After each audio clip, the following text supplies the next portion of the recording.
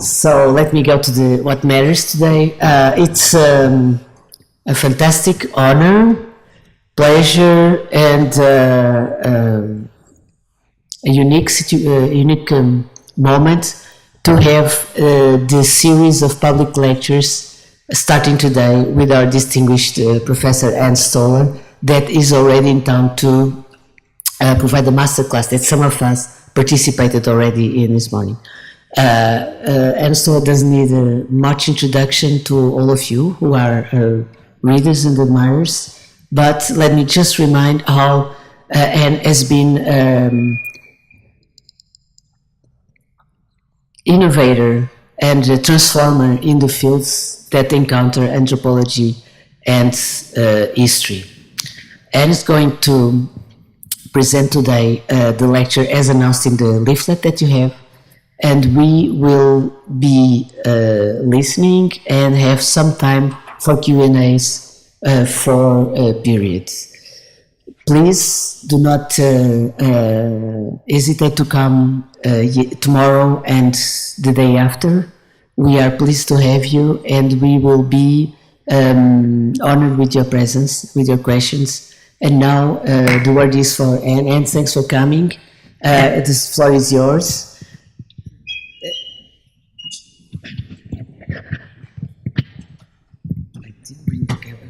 Can you please say the title? Hello. Yeah. Thank you all for coming. Hope you're not going to be just tired of my face after all this time. But I'm eager to share this particular paper because it's a pretty hard one for me, and I hope it's of interest to you. It's a little bit long, and so if I'm reading too fast, slow me down, okay? It's on the labor of forgetting and on the politics of disregard.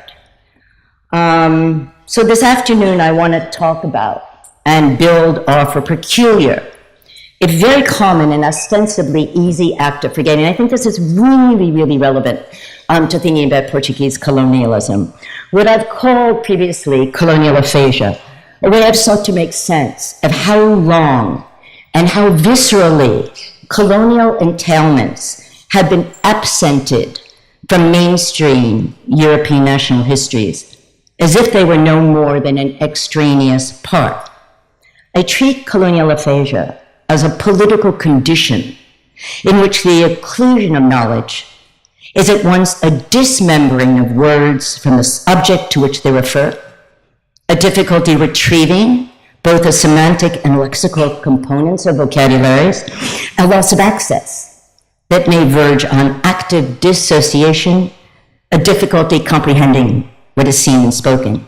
The suggestion that forgetting might describe a key practice or an experience, a fundamental condition or subject position, or indeed provide a useful epistemological perspective for those who work on colonial formations and their histories of the present, is by now commonly taken as a critical in a negative sense, which I don't mean it usually in that sense, callous, or at the best, a wry provocation.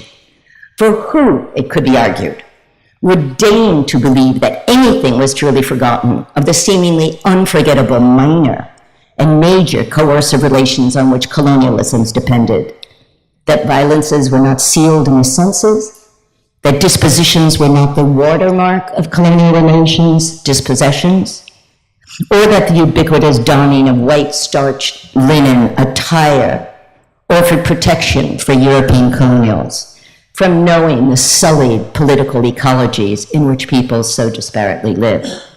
With respect to colonial histories and their contemporary effects, one could argue that forgetting, that is, in its active gerund form, is often a transparent, if calibrated stand-in for other kinds of acts, other strategies, other things, sometimes facetiously used with inverted quotes, as it often is in France, right? To register disbelief, condemnation of, and contempt for the bad faith that not remembering implies.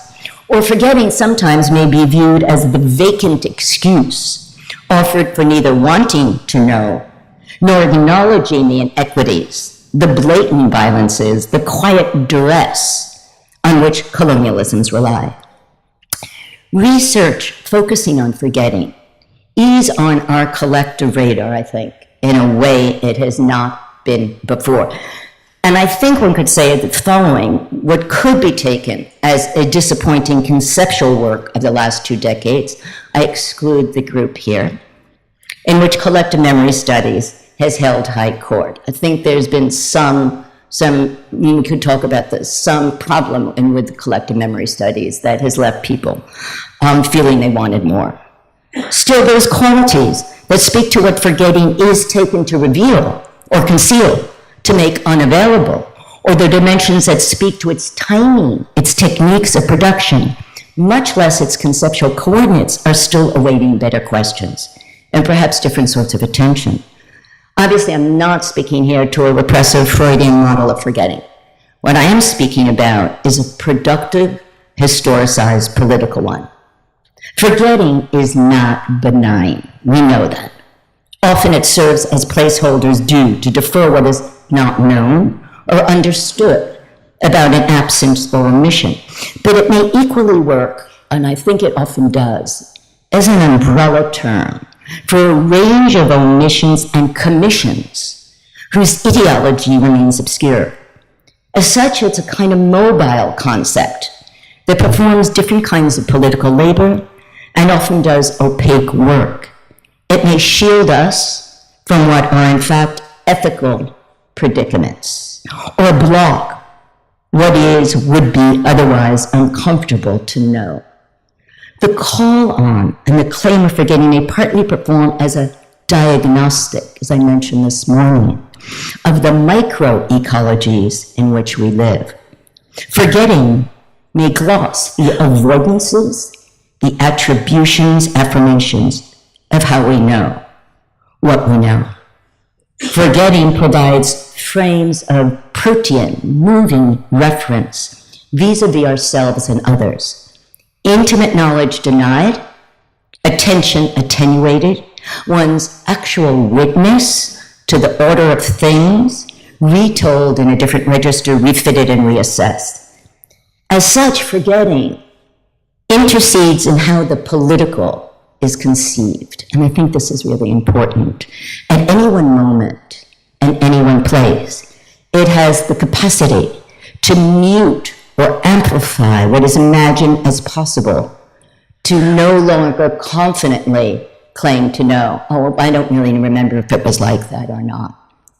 Depending on how forgetting is mobilized, it could make histories of the present, that is, the contingencies of how this contemporary, what we are, more difficult to do.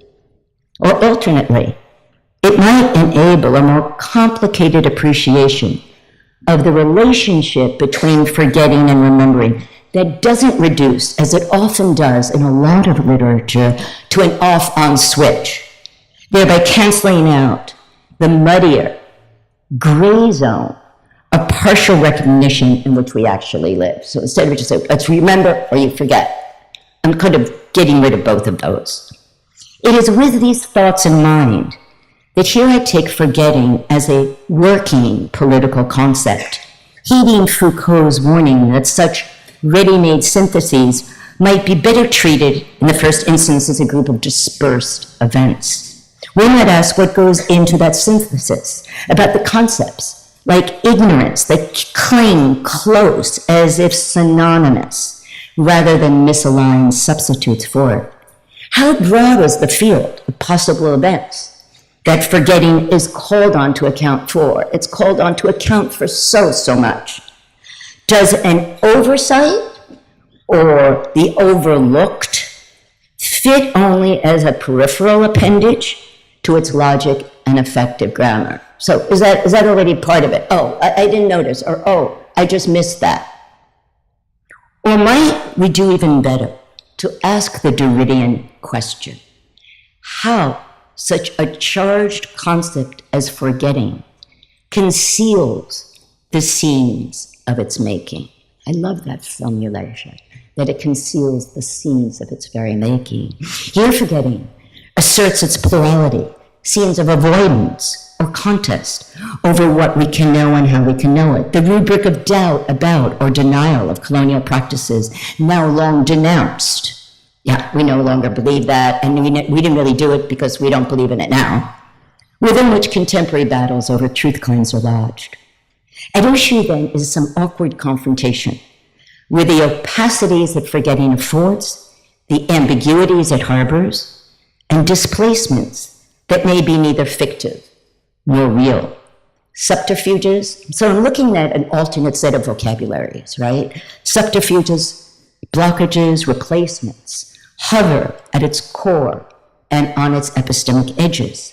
In the end, the political power of forgetting may not be an absence or evacuation of memory, nor an outright erasure of things, but a recomposition of relevance. That is, of relevance, a reconfiguration of political accessibility. Forgetting in the scenes of its making. Forgetting knowledge of colonial perceptions and practices and irrationalities, it's a feat, an achievement, given the massive external sources attesting to the logos and pathos of colonial things. Colonial knowledge production, we know, so prolific and voracious, was part of the infrastructure of imperial macropolities forged from commanding categories and authorized systems of classification, seen like an imperial state, a kind of play on Jim Scott's term, demanded a valorization of some kinds of knowledge and a selective winnowing of those bits and pieces of words and deeds, demoted as facts poorly found or less. Being a stubborn skeptic in the face of forgetting, as I am, and I guess that's pretty clear, then is not to argue that forgetting may not be beneficial to some cognitive acts, and there's an awful lot of work around that, as some new epistemologies of forgetting claim, or that some forgetting is psychogenic and involuntary, that is the result of brain trauma, I'm not speaking about that, as opposed to what some psychologists disparage as the folklore of amnesia in the case of traumatic events. Nor am I engaging the more dubious claim in psychology that we must forget some things in order to remember others.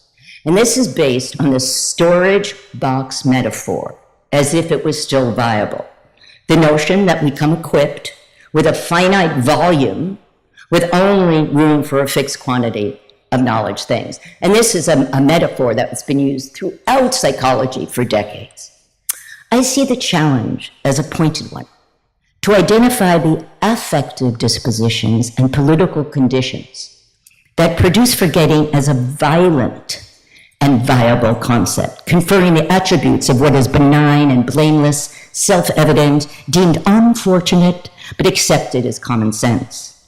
We need a better inventory of the steps that produce its ecologies, in this case, on rough colonial ground. How might we take these first steps towards an ecology of disregard, this more modest venture than Gregory Bateson's steps towards an ecology of mind?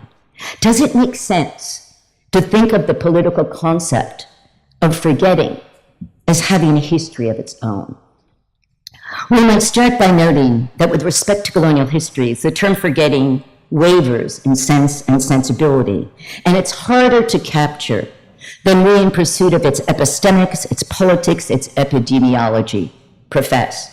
To invoke forgetting can be a declaration of a coercive imposition of a state, or motivated. I mean, it's such a range that it's meant to account for by sheer discomfort and shame, a reaction actually to knowing too much. Forgetting may mark the social absence of knowledge once readily available, endorsements withdrawn and new sanctions imposed. Descriptions of forgetting converge on rage at the violations not remembered, rage into indictments with a force of or even prelude to a serious legal claim. When forgetting is preceded by the adjective social forgetting, the indictment is softened, implicitly assuring that no one is really blamed. You can't point it to any one person, focused on the conditions that render it neither a desirable nor safe option. But the policing of memory, as we know, is not forgetting. You can police it. That doesn't mean people don't remember. In fact, new research in psychology argues that silence, I know there's some interest here in silence, does not necessarily cause knowledge to fade, but strengthen its connectivities and its embodied force. The great forgetting, the term Adam Hochschild used to describe the wholesale public annihilation of Belgium's treatment of the atrocities of King Leopold's policies in the Congo, despite well-documented protest against those policies by such famous people as Mark Twain, Roger Casement, and others, was great because it required, Hochschild argued, a massive machinery to do its work. Colonial archives were burned, documents shredded, researchers systematically denied access to the remaining documents that were not turned to ash. Forgetting here was a state-administered project, an active succession of sustained deeds, destruction by design, that rendered remembering things murkier, unverifiable, and the more easily relegated to a distant, forgotten past. Let's move to a second observation about forgetting. We might start with a hard-to-miss fact that what is ostensibly forgotten in the ever-charged political arena of imperial histories, be that Germany, Portugal, Spain, Britain, Australia, the Netherlands, Japan, Belgium, France, and the US, rises to presence and recedes from view in astonishing waves of regularity. The sheer number of colonial violences, mass murders, gross human rights violations that are claimed to be forgotten are overwhelming. The massacre of the Herero between 1904 and 7, that claimed the life is as much as 75% of the population. King Leopold policies in the Belgian Congo, the Dutch military massacre of hundreds of adults and children south of Aceh in Sumatra in 1904. Chiara Cesari writes, I quote, of the carceral heritage of Italian colonialism in Libya in the 1930s, where close to half of the 100,000 Bedouins imprisoned in Italian camps were killed or died of starvation, unquote, as a memory that she calls foreclosed. The most recent forgotten history of children from the former French colony of Réunion, who as recently as the 1950s were forcibly taken, I guess that's not so recent for you working in the 1970s, right? Were forcibly taken from their families to help populate the depopulated farms of rural France. There is an increasingly clear bottom line with respect to that regularity. Forgetting knowledge in this fractious space of colonial things, it absolutely knows no linear course, nor does it adhere to a linear narrative. Colonial histories, and I think this runs very much against how they're often portrayed, do not necessarily accrue cumulative credibility. Attentiveness is recursive, like the histories themselves. So it's not as if, oh, we didn't know it. Oh, oubli before, now we know it. As such, the political awareness of publics cannot be tracked along an enlightening path from ignorance to knowledge and forgetting to discovery. These histories are neither definitively forgotten and then remembered, nor suddenly remembered and then fully forgotten.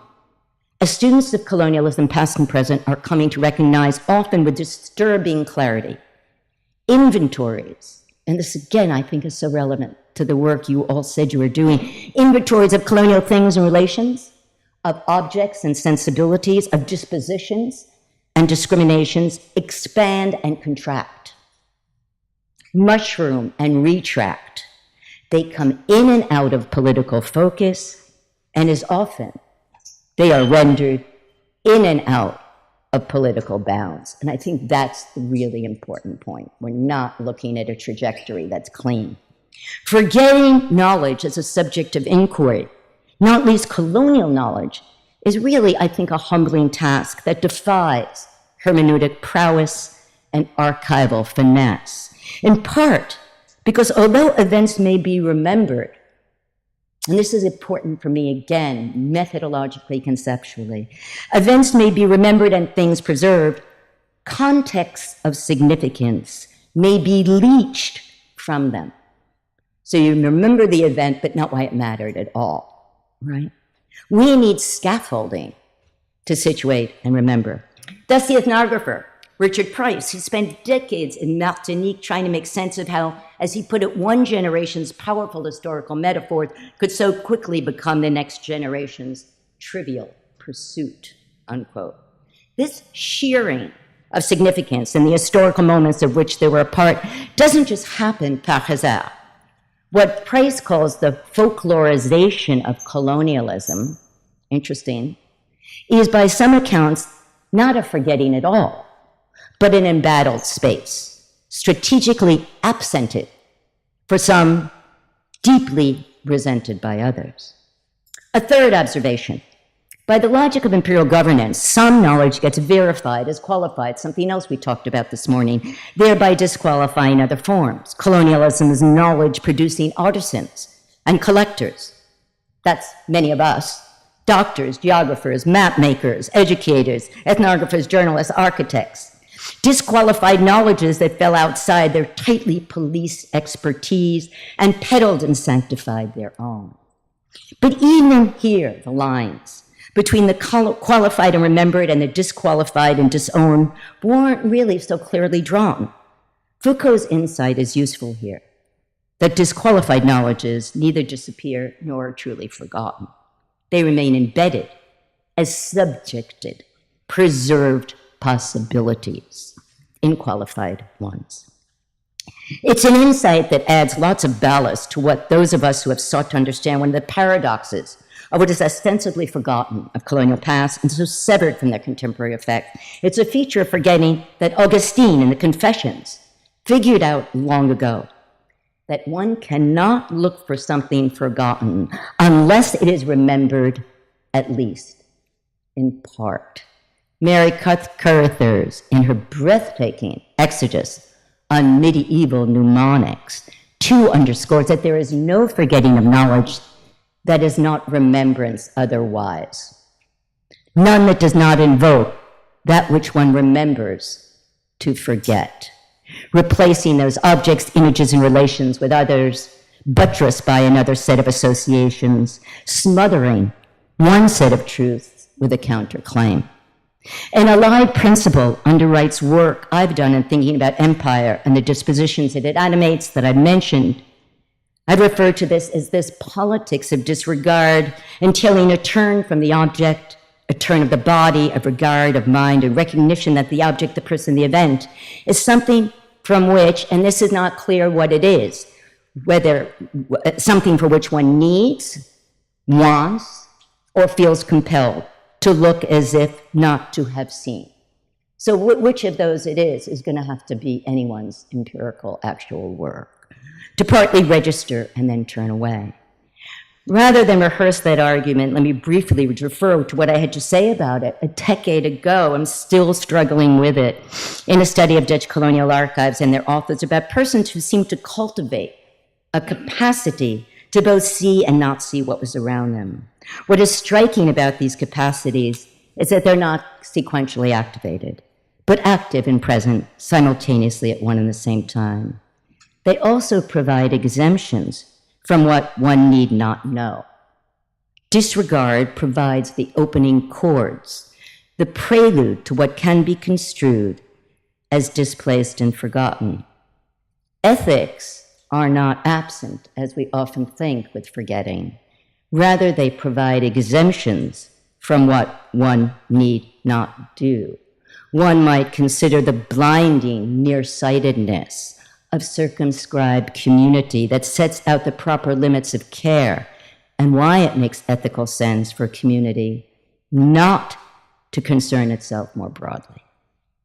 Such a process makes sense of Nietzsche's insight in the uses and abuses of history, where he indicts and implicates us all.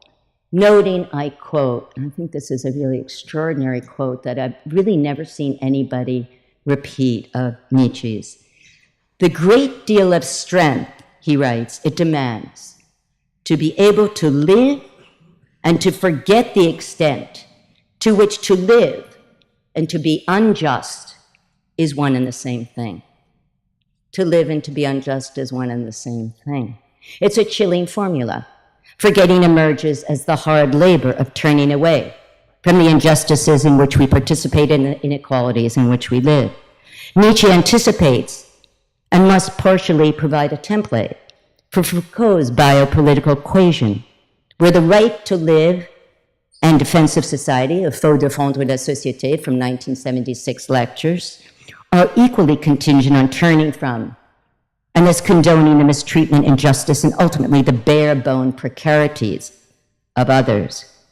Imperial formations seem to provide the quintessential scenes of that crime in a taut relationship between the politics of forgetting and those who are its agents and beneficiaries, groomed and habituated to turn away. The concerted energy that European colonials once expended and European settlers in Kenya, Israel, and the US expend today on crafting narratives to account for themselves raises a hard question.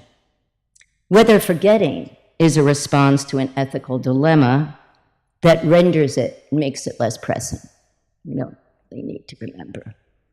Forgetting may be a withdrawal, actually, from the question. 2 years ago, teaching a seminar on empire at a prison in upstate New York, one of the most extraordinary students read Price's disturbing ethnography that I just mentioned, about how easy it is for a young generation in Martinique not to know the extent of French colonial violence, and how impossible it was for others 2 generations older, again relevant to the kinds of intergenerational work that some of you are doing, to forget. Refusing to accept the collective amnesia ascribed to the popular classes, Price went precisely after what common people supposedly forgot, and he found they didn't. He did so through what at the time was unconventional, and probably not so unconventional for you now. He went after fragments and debris, pieces of stories, a carved wood sculpture sitting high in a bar shelf, faded postcards and brand new ones, unauthorized accounts, resonant rumors, and French criminal records. So this student, struck by the sheer viscerality of the events and force exerted in forgetting, put the question this way to me in the class of 32 men. Couldn't we argue, he asked, that systematic forgetting is a form of structured violence? Not a bad question from your very best graduate students, I would say. The question anticipates an entire field of critical colonial studies that targets the fiction that forgetting produces benign irretrievability and that the two are meshed. Sometimes forgetting is so structurally embedded in state policy and social norms that its provenance goes unnamed. School texts that whitewash colonial wars, as in France.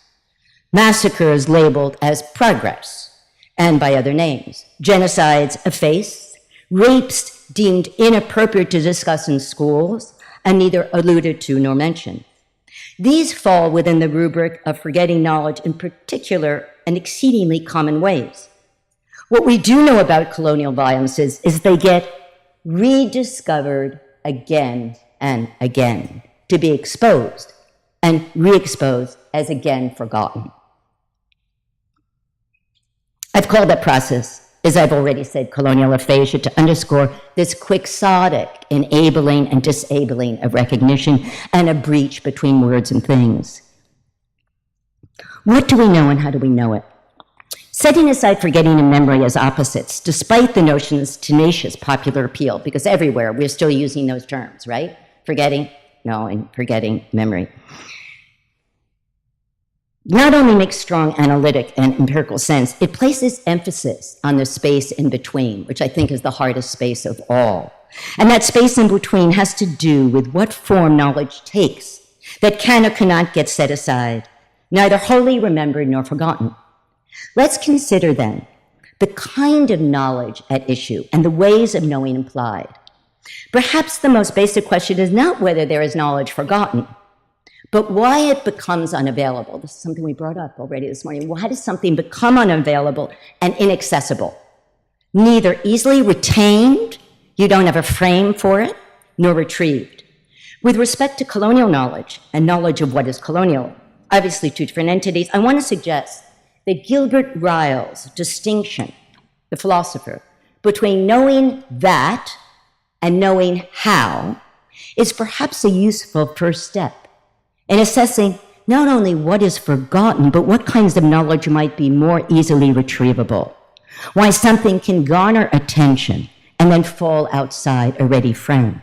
Here the thought is that one may take Ryle's distinction a step further in an ecology of disregard and ask not only what these knowledge things are that mark off knowing that from knowing how. With respect to colonial formations and the structural inequalities in which they invest, an equally important distinction, and this is the one that concerns me, might be the sort of knowledge that goes into knowing not only that things matter, but how they do so, how they matter now. Maybe that's one of the things that always evades us, how it matters now as a history of the present. Such a knowledge is neither techne in the Greek sense, nor episteme, but perhaps something closer to phronesis and the sensibilities that go with that ethical wisdom that phronesis is. If not ethical wisdom, rather a relational knowledge that places weight on the ethos and value and the pathos of the polis, and who, within outside the boundaries of who and what I know, can be a part of it. At issue is why I need to know, and how that knowing puts cultivation of a self, the cultivation of a body politic, persons, and polities on the line. And this goes to that thing about subjectivities. What kinds of subjectivities do we garner now? It is its latter feature of knowing, a knowing not of rational choice, but of sensibilities and sentiments. Walter Benjamin observed, and I quote, that every image of the past that is not recognized by the present as one of its own concerns threatens to disappear irretrievably. I think that's pretty powerful too. Is that really the case? Though it's sound methodological advice, well, obviously Benjamin thought it was. I'm not sure. Could have been wrong, at least in part. Irretrievability, that is that sort of finite irretrievability, just because it's not relevant at this moment, as I argue here, assumes a level of annihilation of knowledge, and a finitude of loss that I think is rarely so. And this goes back to what Christina was saying, don't give up, even if they say it's not in the archive. It's going to be there in some other form that you don't yet recognize. We might think better, and this is something we'll get to on the Foucault piece that I'm having you read. We might think better of suspensions, of roadblocks, even knowings under arrest. So it's not finite, it's not definitive, it's not the end line. The issue is what defines the parameters of current concern. Is it resonance with the past, or a pedagogically motivated contrast to it, lessons of empire? One is a history of the present, the other is a history of the passé composé. With respect to colonial history, knowing how something matters, I think, is key. Knowing how it matters today. We need structures of relevance and accountable frames. The last section, if I may I or no, is called the Swindle. Forgetting. This is just off one book, and I hope that you get what I'm trying to do here. Forgetting is usually taken to be a loss of knowledge. But can we take the effacement of persons and the context of a situation as a matter of forgetting? And how do we reckon with a student at the Bard prison program who so tenaciously refused forgetting to be relegated to an inadvertent lapse, inattention, or distraction, and held fast to it as structured violence? These questions have a significance and a consequence for how we assess forgetting and what work it does as an active political concept. For if Michel de Certeau is right, that the grit of history has the power to erode concepts and wear them out, one wonders how far the concept of forgetting can actually be stretched. Albert Camus, The Stranger, poses such a challenge.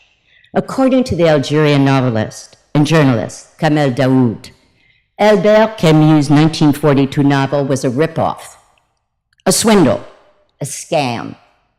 So writes Daoud in his extraordinary. Are people familiar with this, the Contre-Enquête? Anybody with Daoud's amazing novel? Translated in English as the Meursault investigation, a counterpoint, a contre-histoire, to the one that Camus told of a young Arab shot 5 times by a spineless French office clerk, Meursault, on an Algerian beach in the glare of an afternoon sun. The most visceral ripoff is, Daoud states, clearly that the victim, who is referred to 26 times as the Arab in The Stranger, is never given a name. In Camus' telling, we know nothing about his family, what he looks like, his home, his voice. The Meursault investigation does just that. That is Daoud's book. We no longer have the Arab, such a violent namelessness in itself. His name is Moussa, and he has a tattooed body. His brother Haroun is an aged alcoholic, still in Oran, who tells his tale. Moussa is long and lean, has a girlfriend, a job, and a mother who goes nearly mad with grief for her murdered son and disappeared body. But he doesn't actually disappear. His mother and brother Haroun live in Moussa's ghostly shadow, see him everywhere, a constant presence in their vacated, bitter lives and homeless home. But the ripoff, the swindle goes further, and it's harder to track. For Camus plays with mirrors, taking what is an eminently colonial condition of meager lives and mediocre desires as a universal anguish, as we've all been taught it in high school, at least we were in the States, of modern man. That's all it is, modern man. The act of omission leaves traces, but not enough for most readers to recognize or care about. Indeed, the reader is encouraged not to do so. The colonial knowledge is everywhere and nowhere at all. Camus uses the colonial mise en scène for the senseless murder of an unnamed victim, while Daoud, in retribution, casts the colonial at center stage. The swindle, though, is not only that Moussa is given no name, no history, no quality. That's bad enough. Lack of a name is symptomatic of a deeper swindle, namely that Camus forgot nothing, nor was there some quote-unquote inadvertent lapse. The very parable he writes of the human condition that he literally steals from Moussa and his family is instead a colonial one, through and through. And Camus knows it. The hoax is on us. Colonialism is hidden in full view, omnipresent and absent at the same time. Camus complicates the notion of forgetting, for clearly Camus did not forget to mention where the novel took place. In fact, he names it again and again. It's not the landscape, but the colonial condition which is so brutally effaced. Or perhaps what is even more striking is not that Camus duped us all by writing in every man's life off this aphasic colonial tableau. Rather, that the very mise en scène makes the colonial situation itself the template of our contemporary world. It is in the stark light and glare of French Algeria, for which Camus continued to fight, French Algeria, that the genealogies of inequality course back through colonial histories and the racial predicaments of our times. What does it do to call this forgetting? When is omission a commission of sorts and a violent act? What kind of knowledge can follow such systematic effacement? Can one sustain a faceless, nameless Moussa and not read this as a violent, imposed forgetting of his person And is it enough to grant him a name? Camus borrowed and buried the colonial situation of Algiers and Oran in a nameless place as an allegorical fable of existentialism.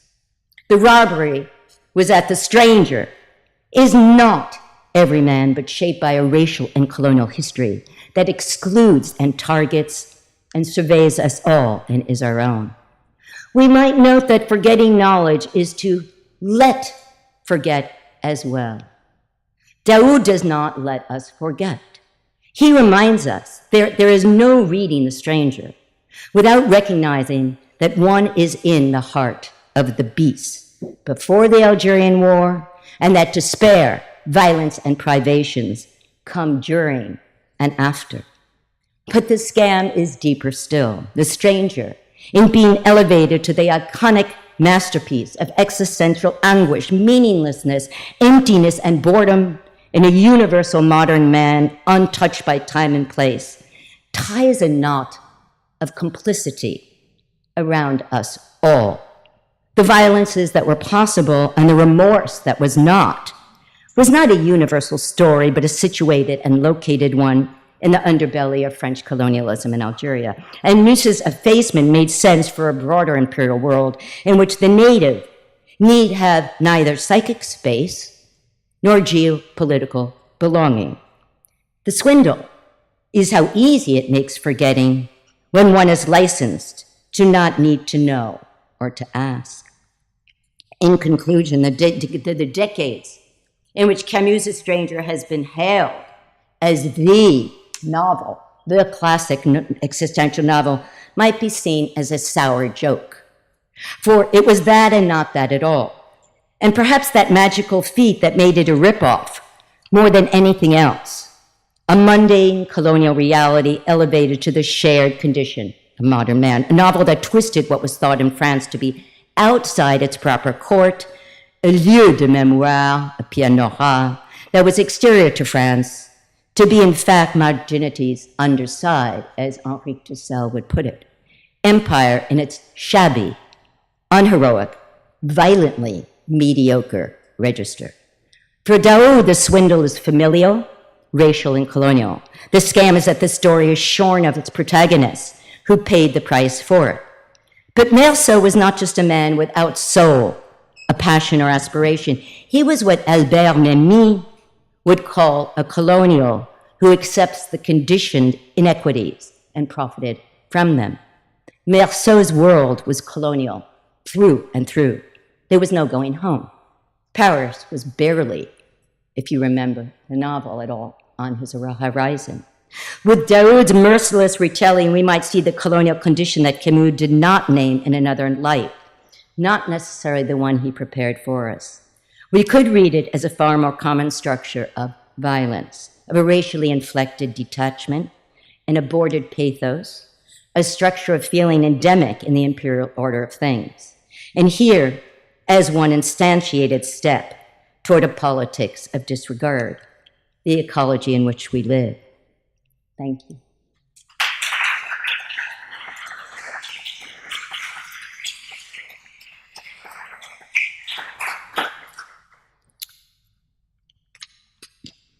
So, forgetting.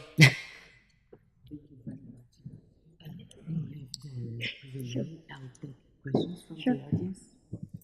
Would you like to see them? That's fine, whatever. Okay. Vamos para questões. Peço para questões a partir do lado. And I'm more than eager to hear comments on Portuguese colonialism as well, Absolutely. not just questions to me, but if this is resonant in any way with any of the work. And may I say, it's so resonant that you should speak to the mayor, because it's a big debate going on at this very moment about the Museum of the Discoveries. So that's the momentum that this is so resonating. Yeah. So why don't you come here and we'll talk from here? Yeah, thank you. Absolutely. So the advisors. Yeah. Podem fazer em português e nós traduzimos para inglês. Okay? Please. Okay. Thanks very much. I have two questions. The first is if you could say a little bit more about why you use this word ecology specifically. Mm. And the second thing is your kind of suggested aside at the beginning about the limits of memories and collective memories and I use ecology because I was thinking a lot with Gregory Bateson's Steps Towards an Ecology of Mind. And I was thinking of steps towards an ecology of forgetting, that actually we don't actually look at the steps. And that I wanted to put my attention, force myself to think, what are the steps that produce a micro space in which it becomes easy to forget, or say you forgot, or use that term. So I was trying to understand something about what that microecology that we produce around ourselves, a buttressing that actually looks like. I think and I don't know if that's true here, so I definitely don't want to speak about memory studies here, but I think in the States there's a way in which an authenticity was being given to certain kinds of memory studies without much analysis of actually what's going on, the ways in which people perform memory, the ways in which they do a whole range of other things. I did some work that some of you may know, some of you, I'm sure most of you don't.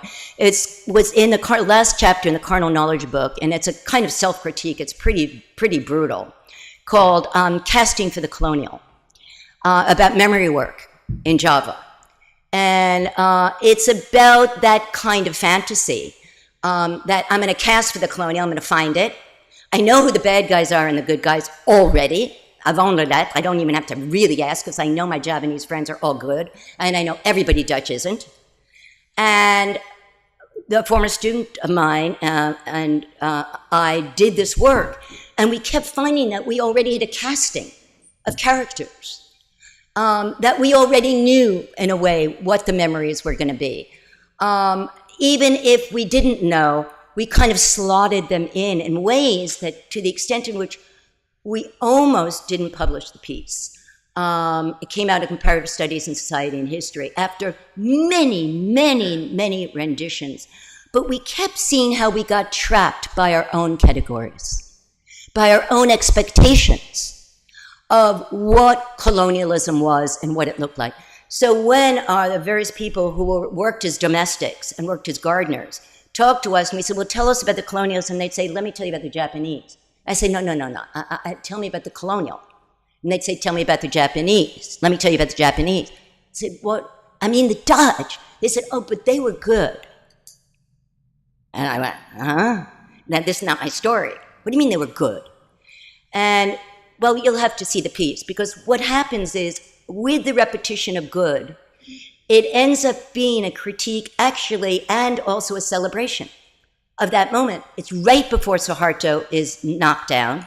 It's right at a moment in which it is really neo-fascist almost in Indonesia, when nobody will talk about Suharto and they won't talk about the contemporary government. And we don't know if people are actually talking about Suharto or they're talking about 40 years earlier, because the two kept sliding in for one another. One became almost an idiom of the other. And I think that complexity of temporalities is really missing in some of the memory work that I know. And that doesn't mean it all is, but I feel like forgetting has been left as if it was clear. I don't think forgetting is clear at all. I think it's really complex. And I don't actually know that much what it looks like, even though I'm trying here to pull it apart and get some sense of the umbrella quality that it preserves, and it leaves people off the hook. Oh, oublie. La guerre algérienne. Oh, oublie. And that was what, tons of people from, Benjamin Stora, he called it, but he's one of the only people who said, you got to remember, and we know this, and it has a name, this war, the Algerian War. But before that, it was unbelievable that it couldn't be named. Is that helpful at all? I was wondering, I know you were mentioning again that writers know the work, but they're not stable on nuance and memory as technique.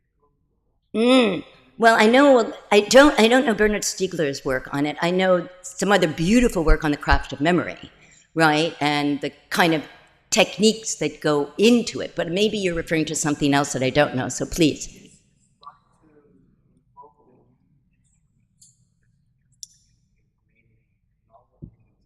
Mm-hmm. I remember. Right.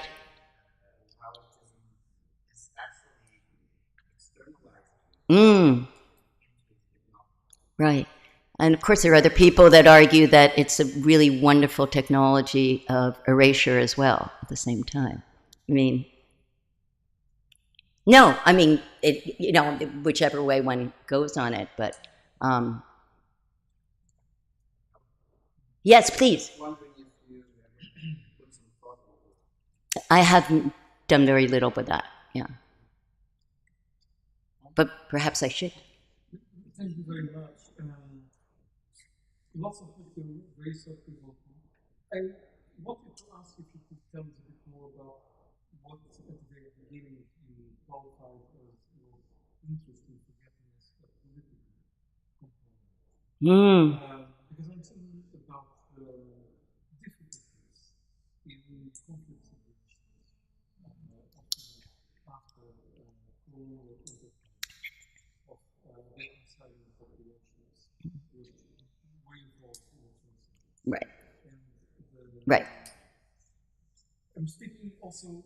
I know what you're getting at. From some of the things that I look into very naively, I'm thinking that under no circumstances can they be forgotten, even people that this is just experience circumstance, forgetting is necessary under certain conditions. Right. So it is always political, but it seems to me that it's Yeah. It is a very complex issue. I agree. Absolutely. Absolutely. And I would never argue that it takes only one form, but I would question whether it's possible when the TRC says forget that you were raped, Just forget, just better, gotta move on. Or when Sarkozy says to the Senegalese, just forget that history, forget to young people in Senegal and Dakar, and he says, get with history now and move on. I don't believe that people actually can forget because it's an injunction to do so. I think that something else has to happen and some kind of recognition has to happen that is not always allowed by the injunction to forget. And I agree with you totally with your comments that it is very complicated because it works in so many ways. I mean, Nietzsche says you've got to forget in order to remember, right? And others say, well, you've got to remember in order to forget. You've got to remember something in order to forget. Augustine or Mary Carruthers, a beautiful book on this. And I wouldn't come down on either place. I'd say let us problematize it. Let us take it as an object of inquiry rather than assuming that we know how it operates. That's my first. That would be my bottom line. I would not ask for more than that. Except let's see what it is constituted of. What is constituted in those moments of forgetting, or the use of that term. What is allowed, and what is foreclosed. What happens? What can't happen or can't be done in the act of using that particular vocabulary of forgetting. That's.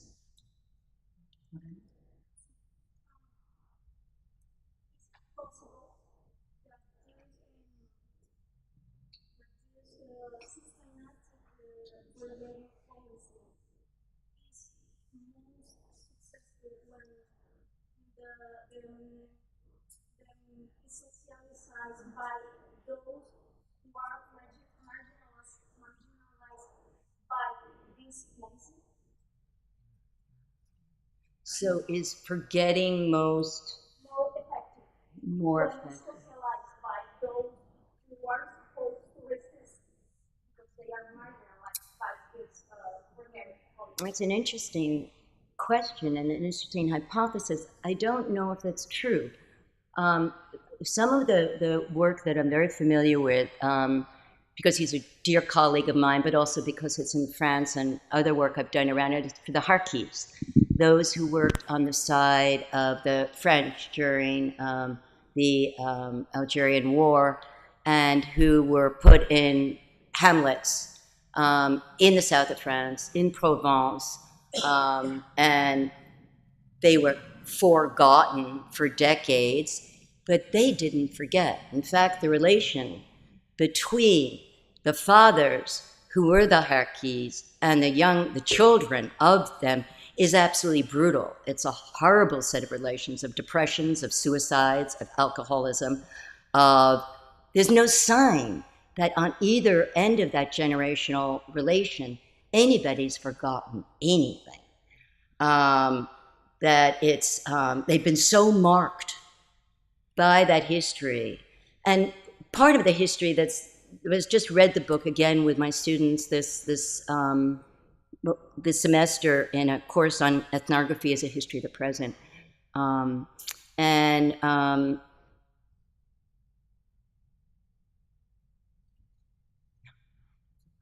What? Oh, yeah, forget it. Yeah, I forgot. Right. I forgot what I was going to say.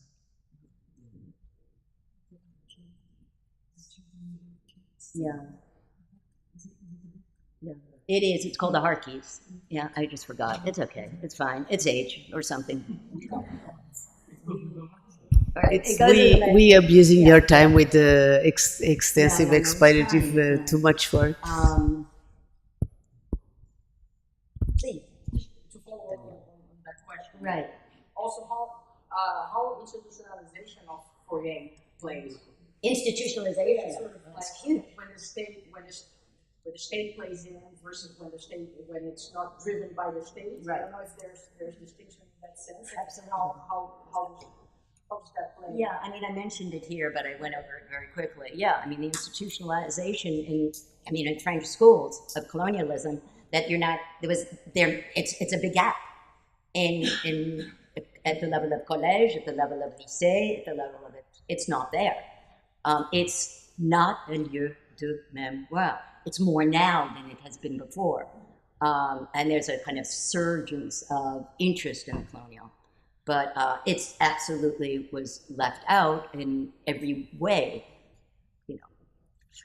Pierre Nora, 5,000 pages, had not one lieu de mémoire that was colonial except a colonial exposition.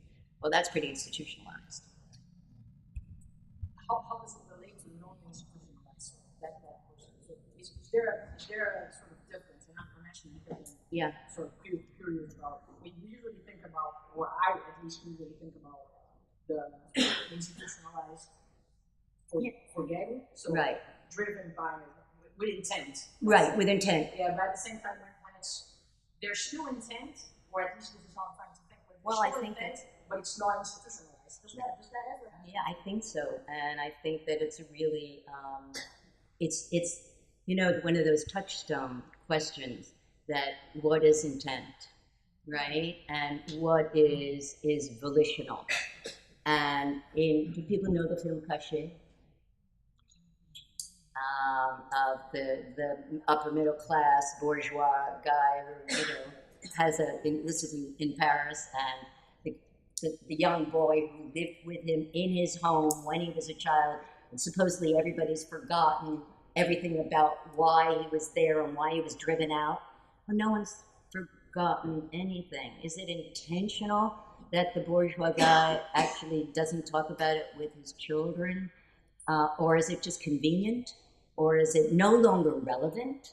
Is it irrelevant to him in some way? I think that space, the affective space of that, which is a political space, is the hardest to articulate. I couldn't say anything generalized about it, because I think that it's actually what you would want to look at, right? Mm-hmm.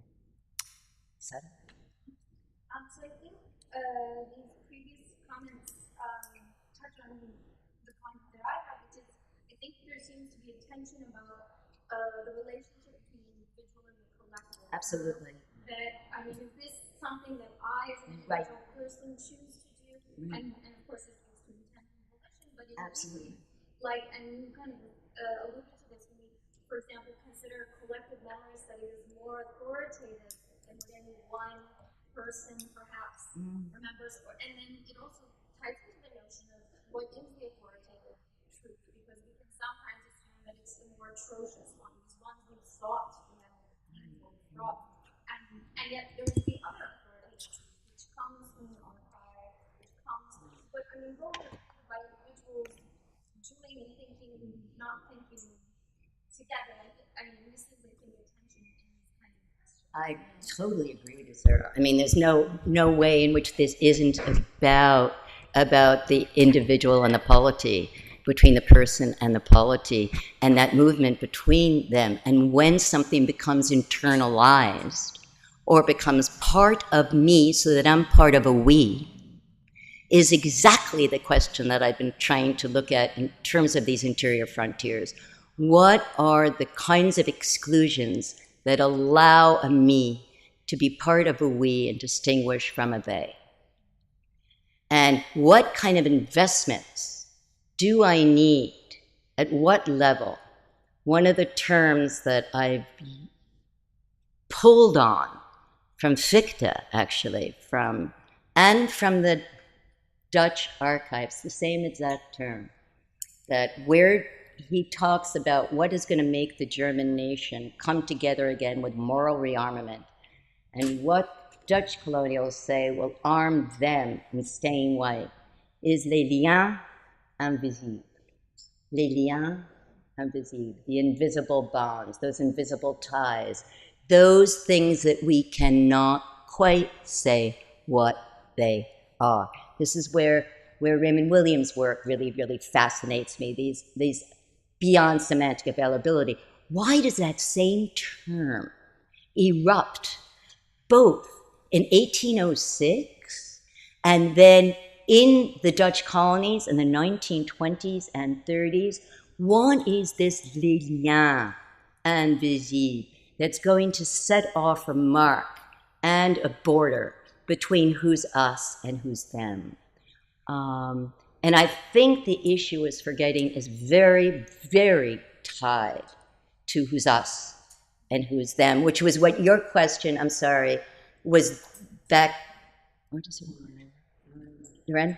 Your question was very related to that, though it's not an easy answer to it. It's not just that it's forgotten. Yes, it was forgotten at a national level, but among those Harkis and that whole community, that wasn't forgotten. There was nothing forgotten at all, right? It wasn't as if they put it all aside. The fathers wouldn't talk about it, but it doesn't mean that they forgot, nor did their children not know.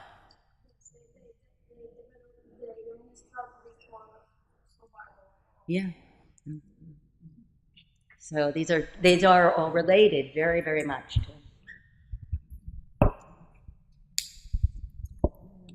And thank you so much for your conference. I just would like to ask you something about maybe memory studies. But where is the place of trauma, the colonial trauma, in both sides, in your view on forgetting? I don't use the word trauma ever. No, I mean, because I don't know.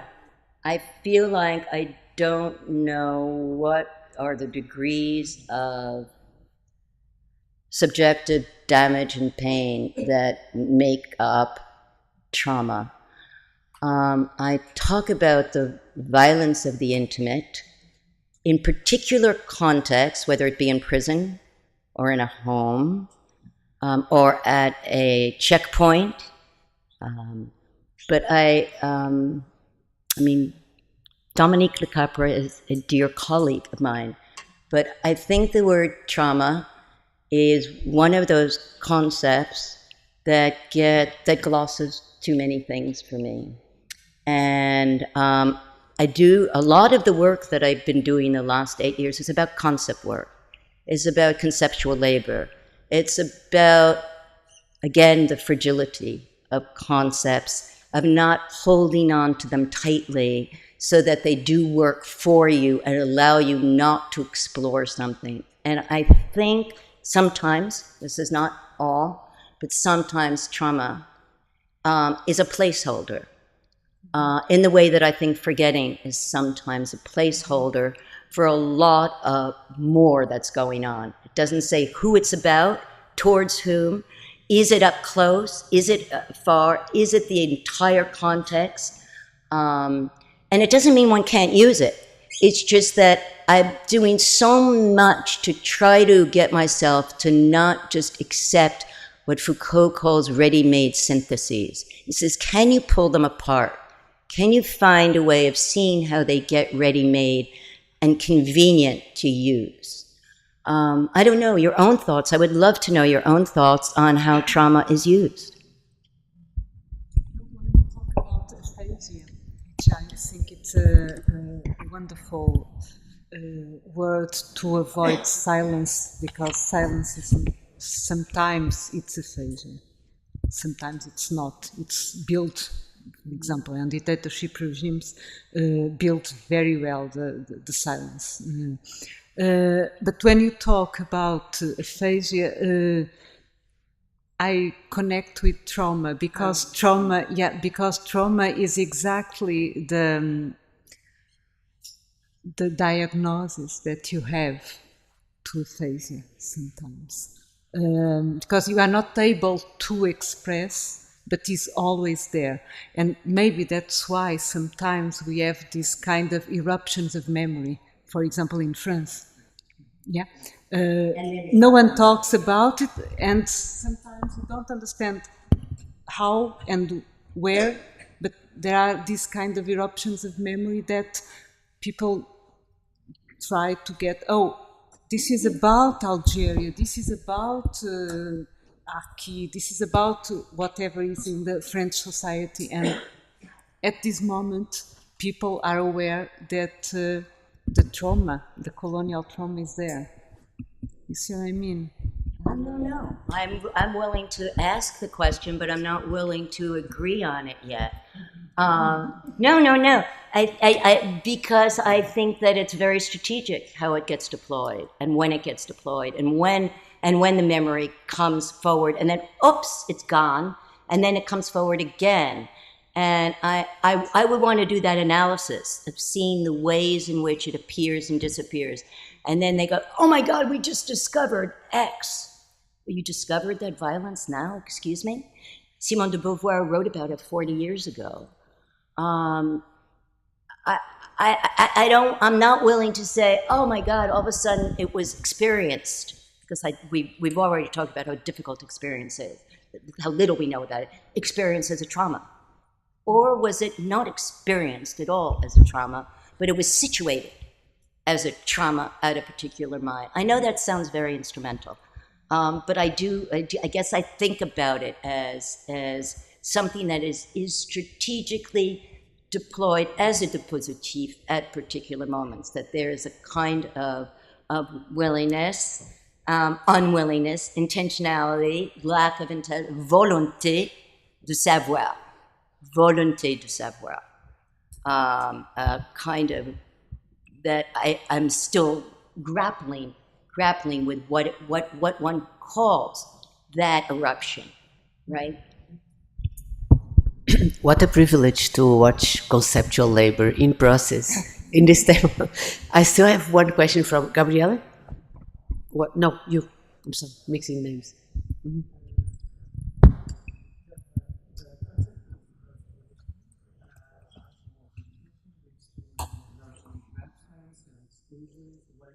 Mm. I'm wondering if, in terms of collective knowledge, would it be more pertinent to think of it in terms of mysticism, which brings out Right. Right. And in that sense, because there is a lot of discourse about all of it. Absolutely. Absolutely.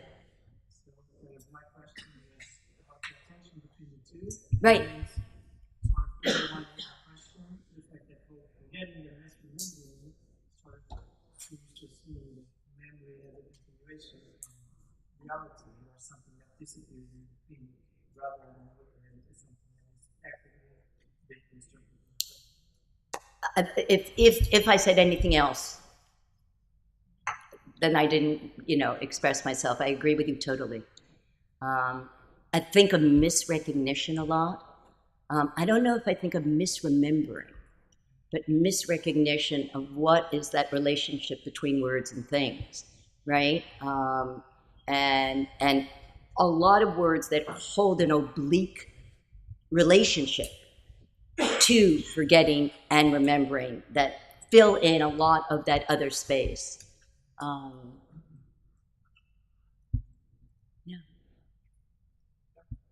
I'd like to ask you one thing about colonial past, in the sense that there's a large debate on how we can consider the memory of the colonial past in Europe. In particular, one of the theories is to use the idea of the repressed memory for trying to analyze what happened now in Europe. So, Italy and France, also in other parts of Europe, they said, okay, we repress our past, our colonial past, and now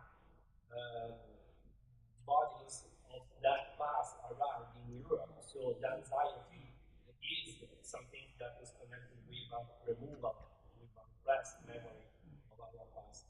So I think that this is a sort of movement from the historian to the judge, in the sense that in a certain way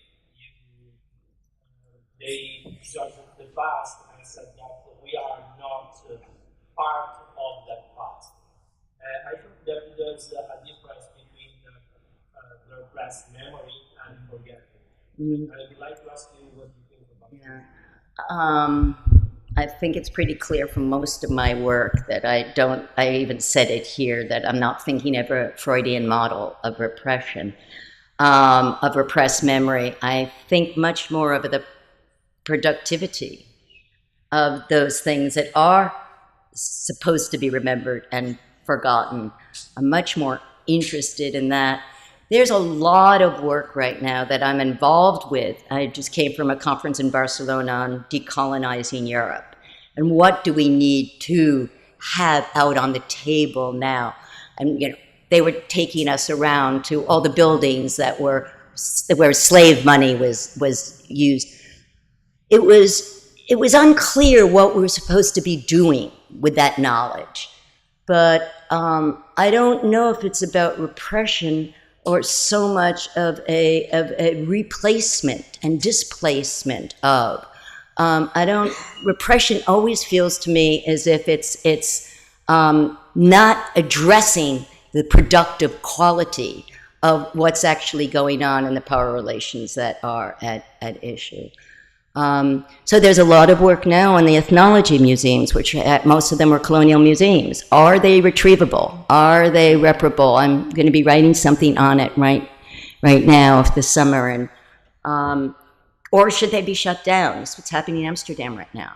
What do we do with it? Or do we have little post-its on it to say this is what really happened? Or is the entire infrastructure of it so impossibly already implicated? It's not just repressed, it's absolutely saturating the space that there's nothing else to do but just make something else of it. It seems the question is in so many different places in Europe right now. And I certainly don't have the answer to what decolonialism is going to look like as a European venture, and will it actually be a possible venture when we're looking at all of these colonial impositions that are part of our contemporary landscape. There's something ironic about this decolonizing Europe, and we're just looking at what is going on with migrants right now. Are these two not related? Are we looking over here when what's happening is right here, and we know that? So thank you for the question. It's an important one, but I don't think it's just repression right there. It's very productive, the way in which someone like Trump is talking about migrants as infesting, right, the U.S. and the Western world, quote unquote. Let me add one information from someone who was this morning at the session, and she sent a message she couldn't come this afternoon because she's attending as a witness a court case of a few Cape Verdean descent Portuguese boys that were brutally attacked 3 years ago, and there's been a complete silencing of those acts. There was like a racist brutality.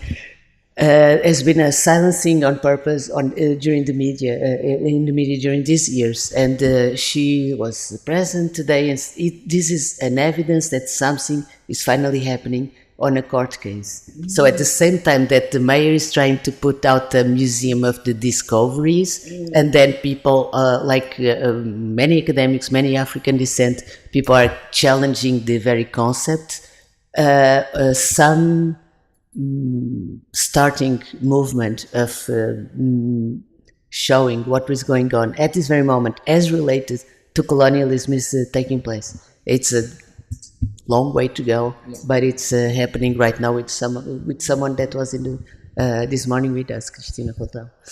Okay. Last question. Okay, and I think we are right on time, and thank you so much for being here for us.